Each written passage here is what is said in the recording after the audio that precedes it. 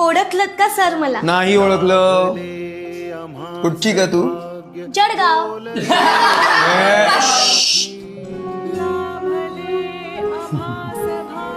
जळगाव मास्तर काय चुकून राहिले का मी?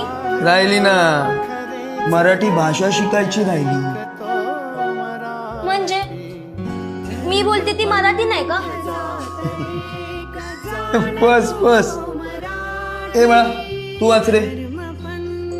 क्षणभर बसला, नंतर हसला, बोलल्यावरती पाहू. माझी माय सरस्वती मला शिकविते बोलणे. लेख बहिणाच्या मनी किती गुपिता पेरली.